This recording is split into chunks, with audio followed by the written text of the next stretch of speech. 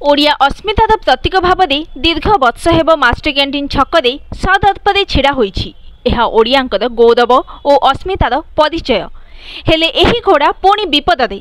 Metro rail पई घोड़ा को मास्टर कैंटीन मझिरु हटाइबाकू मसुदा चली। मास्टर कैंटीन छकरे मेट्रो रेल स्टेशन निर्माण हेब। छकरे मझिरे थिबा घोड़ा को हटाई सेठारे पिला बसाइबाकू योजना होईछि। एथिपई छक उपरे थिबा घोड़ा प्रतिमूर्ति हटाजिबो। एहाको नहीं एबे विवाद छिड़ा होईछि। 1988 रु मास्टर कैंटीन एही घोड़ा प्रतिमूर्ति ठिया होईछि।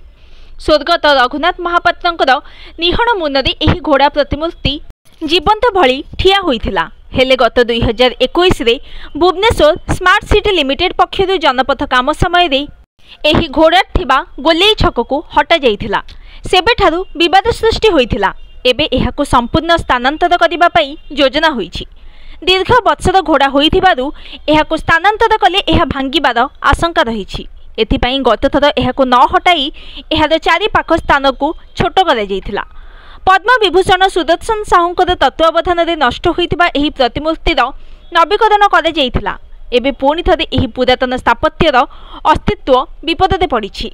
खाली एही गोटिए प्रतिमूर्ति नुहे, मेट्रो प्रकल्प काम हेले स्मार्ट जनपथर सौंदर्यकरण छारखार होइजिबो। कोटिए टंका बाउंस बाड़ हटिबो, अन्य भित्तिभूमि भी समाधि नेब। एहा भितरे मेट्रो पई प्रक्रिया आरंभ होईछि।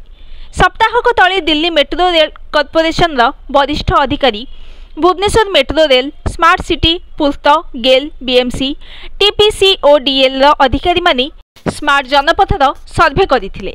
वर्तमान तुरंत सर्भे रिपोर्ट देबाकू कुहा जाइछि। एही सर्भे रिपोर्ट आसिबा परे सबु विभाग को खुंटी भूतल केबल हटाइबाकू पैसा दियाजिबो। निर्वाचन सरिबा परे जून मासरे काम आरंभ हेबाकू टार्गेट रखा जाइछि। एनी समस्त प्रक्रिया सरिछि।